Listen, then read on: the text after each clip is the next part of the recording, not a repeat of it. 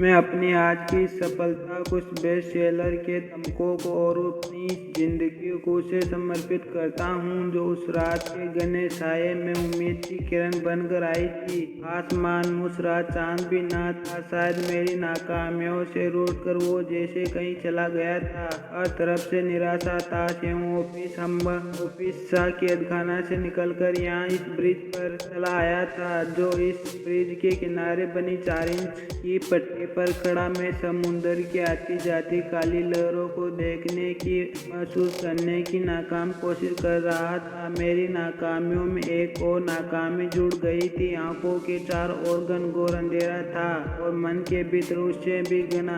अपने मन से हार आखिरकार मैंने उस पट्टी के आगे कदम बढ़ा ही दिया था कि अचानक उसकी आवाज़ मेरे कानों से टकरा गई। और कमाल की बात तो ये है, बढ़ चुके कदम अचानक ही रुक से गए। गोला खाओगे? मैं पलटा और उसी क्षण सटीक लाइट भी जगमा उठी। कम से कम बाहर तो उजाला हो ही गया था। मैं हैरान सा उसकी ओर पलटकर देख रहा था और वो गोला खाने में मगन थी। उसकी नजर मुझसे मिलते ही मैंने उसे घूरा तो थोड़ा सा हचकचाकर बोली, यार मुझसे अकेले गोला नहीं खाया जाता। लेकिन आज वो गोले वाला टकरा गया तो साथ में मैंने किसी के न होने पर भी मैंने उसे ले लिया। अब अकेले मजा नहीं आ रहा। खाओगे क्या? ये क्या पागलपन था? क्या मैं उसे जानता था? नहीं तो फिर मुझे इतनी बेतकल्लफ क्यों हुआ जा रही थी वो? क्या मैं जानता हूँ? नहीं, पर गोला बांटने के लिए जाना जरूरी नहीं। मैं उसे घूरा तो बोली, यार यहाँ से गिरने पर मरोगे नहीं, इतनी गारंटी है मेरी। और वो गार्डन देख रहे हो, वहाँ तुम्हें डूब कर मरने नहीं देंगे। अब बात पे तुड़ाकर घर में बिस्तर पर पड़े रहने का शौक है तो बताओ। मैं कुछ गुंडों को जानती हूँ, ज्यादा अच्छा काम कर देंगे। यार ये क्या बकवास कर रही थी वो? मैं ब्रिज पर खड़ा कभी भी कूद सकता था और इसे मजाक सूझ रहा था, पर कुछ तो था उसकी आवाज में जो रस्सी बनकर पैरों से चिपक गया था। मेरा नहीं कूदा पाया। मैं नीचे उतरा तो मेरे हाथ में गोला पकड़ाकर वो आगे बढ़ गई। इसी गोले की तरह ही तो बस तू रही थी मेरी जिंदगी, बस धीरे धीरे यूं ही तो खत्म हो रही थी। मैं उस गोले को घूर रहा था और वो वापस मेरी ओर मुड़ गई। उसने मेरा हाथ थामा और लगभग मुझे खींचते हुए आगे बढ़ गई। एक अनजान लड़की जिसे ना कभी पहले देखा था, ना ही जिसे मैं जानता था, उसका हाथ थामे में न जाने की हवा में बहे जा रहा था। मुझे कुछ खबर ना थी। वो मुझे अपने घर ले गई। मैं अभी भी घर ही था। कुछ होश ना था कि वो क्या रहा है, बस चले जा रहा था उसके संग, उनके पीछे। अगली सुबह जब आँख खुली तो वो सामने बैठी कॉफी बना रही थी। मेरी आँख खुलते ही उसने गुड मॉर्निंग विश किया, जिसका कोई जवाब न दे सका। मेरी सुबह, मेरी रातें, मेरा जीवन अब गुड कहाँ रह गया था। मेरी तरफ मुस्कुराते उसने मुझे कॉफी दी, जिसे लेते हुए मैं काफी चख रहा था। सबसे पहले तो किसी अनजान, वो भी लड़की के साथ, मैं यूं इस तरह आधी रात को उनके घर चला आया। मुझे असहज करने के लिए इतना ही काफी था। मेरी असहजता को शायद समझ गई वो और बोली, इट्स ओके, तुम कॉफी पियो, इतना सोचने की जरूरत नहीं। कॉफी पीते हुए एक बेद ही जज्बात सवाल आधा मेरे सामने, कल रात क्या कर रहे थे? मैं इसी सवाल का इंतजार कर रहा था। जैसे उसने पूछा और मैं फट पड़ा, मैं थक चुका हूँ। क्यों नहीं समझते हो कि मैं नहीं करना चाहता? ये नहीं होता मुझसे। मेरा दिमाग नहीं लगता इन सब में। ये आंकड़े, ये स्ट्रोक, ये पैसा नहीं है मेरी मंजिल, नहीं है मेरा सफर। क्यों नहीं समझ आता कि मैं उनकी तरह नहीं बनना चाहता, नहीं बन सकता। एक्चुअली वो आंखें फाड़ कर मुझे देख रही थी। बोली, किसकी तरह? कौन? किसकी बात कर रहे हो? डैड कभी नहीं समझते मुझे। नहीं समझ आता उन्हें कि उनकी कंपनी में मुझे कोई इंटरेस्ट नहीं। उनके कहने पर मैं पिछले 3 साल से कोशिश कर रहा हूँ, लेकिन ये बिजनेस मेरे समझ नहीं आता। सब कठपुतलियाँ लगते हैं मुझे उस ऑफिस में। रोज वही एक काम,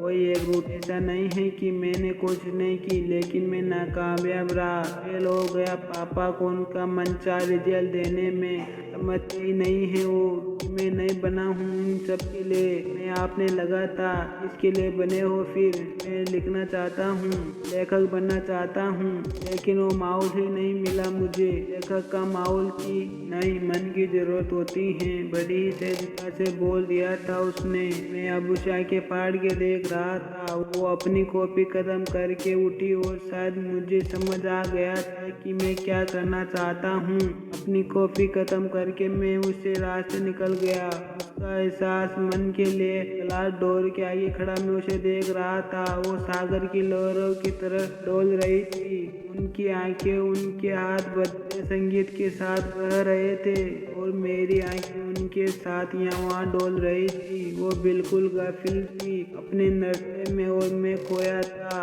उनमें। कुछ यूं कि अपनी ही खबर ना थी। मुझे चंद लम्हों बाद उनका हाथ पड़ा मेरे कंधे पर तो वो साया की बाहर आ गई थी। वो कैसा था?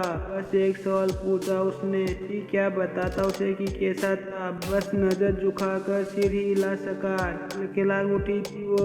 उनकी हंसी ले जा रही थी मुझे कहीं दूर अपनी जलजलाहटों से।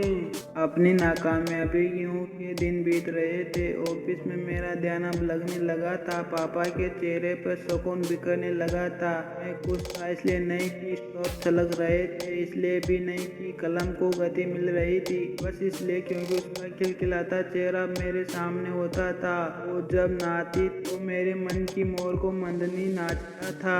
वो जब डूब जाती थी उस संगीत में, उस धुन में, जब थिरकती थी उस ताल पर तो मेरा मन उसी के साथ ही थिरकने लगा था। उसकी ताल पर कुछ तो था जो उसमें अलग था। शायद उसमें चीजों को, लोगों को, जीवन को देखने का नजरिया, या फिर शायद उसकी मौजूदगी ही जो सच्चाई से भरी थी। उस मिजाज सी वो जब भी मेरे करीब होती एक सुकून तैर जाया करता था हवा में जैसे। जब भी कभी सड़क पर होती तो उसका ध्यान कभी सड़क पर नहीं होता, कभी आसमान और देखती तो कभी सर पर दौड़ती गाड़ियों को। हमेशा कहती सड़क कभी थमती नहीं ना, अगर थम जाए तो क्या होगा? क्या हो अगर इनके कोने पर बैठी कुछ जिंदगियों को कोई सुकून दे दे? क्या हो अगर यहाँ जीवन के डेरे पर लाने के लिए बैठे लोगों का ध्यान जाए किसी का? क्या हो अगर ये तेज गाड़ियाँ थम जाए, किसी बेजुबान को देख और ना फैले सड़क पर खून उसका?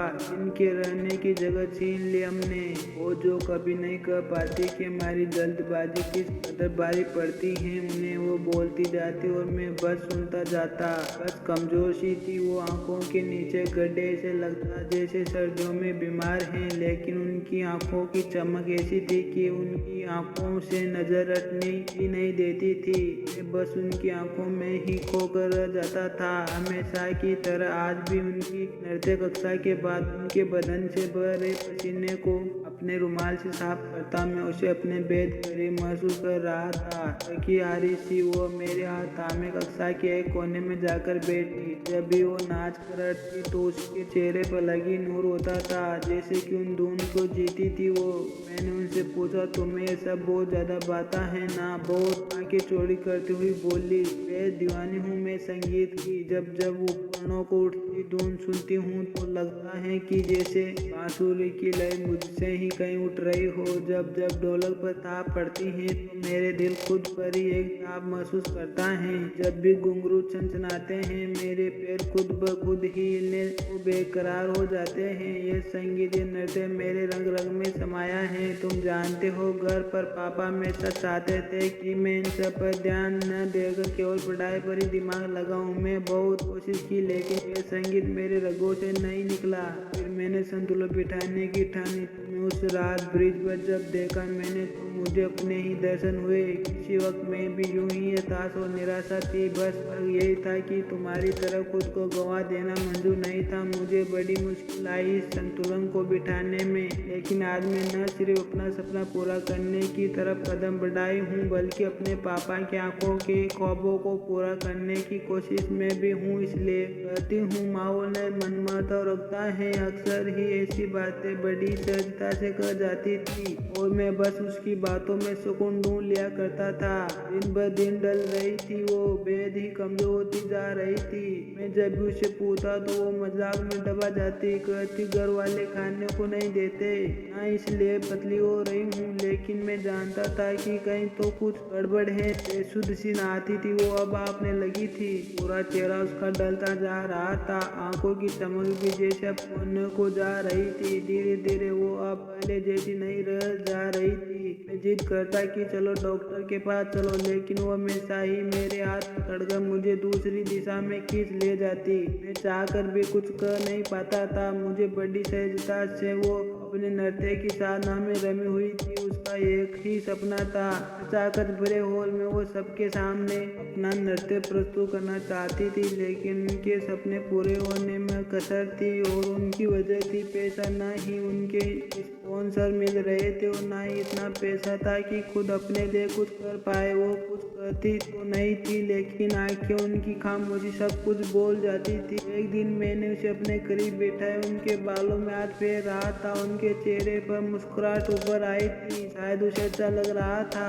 आज वो बहुत थकी हुई लग रही थी। शायद जब अपनी मेहनत का कोई सकारात्मक परिणाम ना मिले तो थकावट तार हो ही जाती। मैंने उसके सिर को उठाते हुए देखा तो बड़ी ही गहन होकर बोली, क्या मैं कभी अपना सपना पूरा कर पाऊंगी? मैंने उसे बहलाते हुए कहा, अरे ऐसा क्यों कर रही हो? तुम जरूर कामयाब होगी, देखना। मुझे गहराई से देखती हुई बोली, तुम जानते हो पैसा बड़ी बुरी चीज है, अक्सर काबिलियत से मौका छीन लिया करता है। उनकी बातें सुनकर मैं सन्न रह गया। जानता था कि भ्रष्टाचार सब जगह फैला है, लेकिन जब तक किसी बहुत करीबी के साथ ना हो हमें फर्क कहाँ पड़ता है। उसके इंटरेस्ट से न जाने कितने ही उसे कम काबिलियत वाले लोगों आगे बढ़ता देखा। मैंने उनकी बातों का गहरा असर रह गया था। मुझे अब शायद समझ आ गया था कि उनकी आंखों की चमक गायब होने की पीछे की वजह क्या थी। मैंने पापा के सामने अपनी बात रखने की हिम्मत पहली बार जुटाई थी। शहर में होने वाले एक डांस कॉन्सर्ट को अब हमारी कंपनी स्पॉन्सर कर रही थी। मैं उनके सपने को पूरा करने में बस एक कदम दूर था। मैं जानता था कि उन्हें बस एक मौके की ही जरूरत थी। इसके बाद वो अपनी उड़ान खुद भरने में सक्षम थी। मैंने जोरों शोरों से तैयारी शुरू करवा दी थी।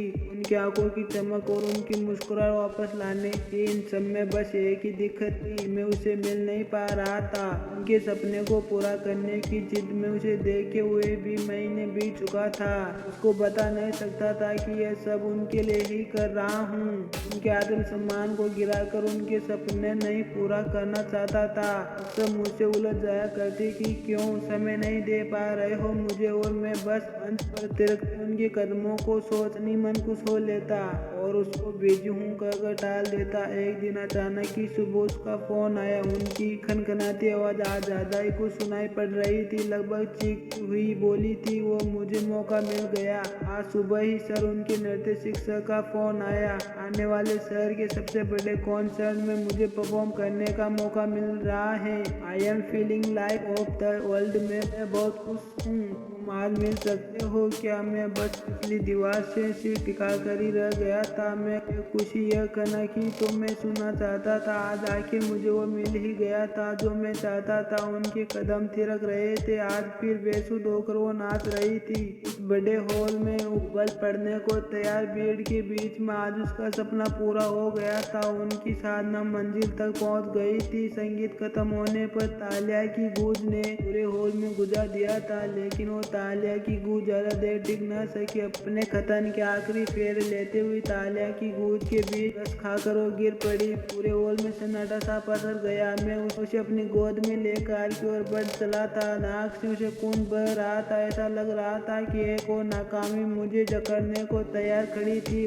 भी बत्ती मशीनों के बीच गिरी वो मुश्किल से सांस ले पा रही थी। मेरी आंखों से शिकायतों से भरी हुई थी। उनकी आंखें खुली तो बस इतना ही कह पाया था कि मैं तुम जानती थी ना। उसने कोई जवाब नहीं दिया था। तब भी मैं समझ गया था, क्योंकि ये सब तुम जानती थी कि तुम्हारे लिए ज्यादा चलना भी कितना खतरनाक है। फिर ये सब करने का रिस्क क्यों लिया? कांपते होठों के साथ बस ये कह पाई, वो मेरे सपना अधूरा कैसे छोड़ देती? मैं जानने से पहले जीना चाहती थी। मैं बस इसलिए अब सुकून से मार सकूंगी। तालियां रिकॉर्ड तो हो गई होगी ना? उनकी बुझी आंखों में भी चमक उतर आई थी।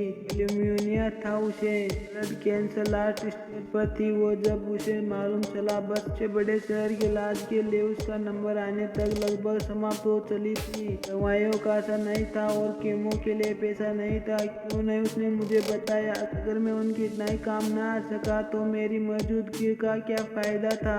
खुद पर भी चिढ़ थी मुझे। क्यों मैंने उसे जबरदस्ती नहीं पूछा? मैं उसे अपने हाथ में थामे बस बैठा ही रह गया। 6 महीने इलाज और कीमो के बाद भी मैं उसे बचा ना सका, लेकिन मेरे मन में खुद का बसा गई थी। वो जाते जाते भी अपने सपने के लिए जीने का उन्हें सिखा गई थी। वो कोई भी काम को करने के लिए माहौल की नहीं, बस मन की जरूरत होती है, उसका एहसास पुरजो करा गई थी। वो मेरी एक किताब उसकी चलती सड़क के किनारे बैठे लोगों का दर्द, उनकी तकलीफ और उनका समाधान उपलब्ध कराती है। उनके साथ रहना, उनकी आंखों से मैं जितना ही सड़क को, इसकी तेजी को और इनके लोगों को देख सका, वो सब कलम के जरिए कागज पर उतार दिया मैंने और कर दी है शुरुआत अपने सपने को पूरा करने के सफर की। इसी के साथ कहानियाँ समाप्त होती हैं। मिलते हैं अगली वीडियो में, तब तक के लिए गुड बाय। आप सभी का बहुत बहुत धन्यवाद अपना कीमती समय देने के लिए।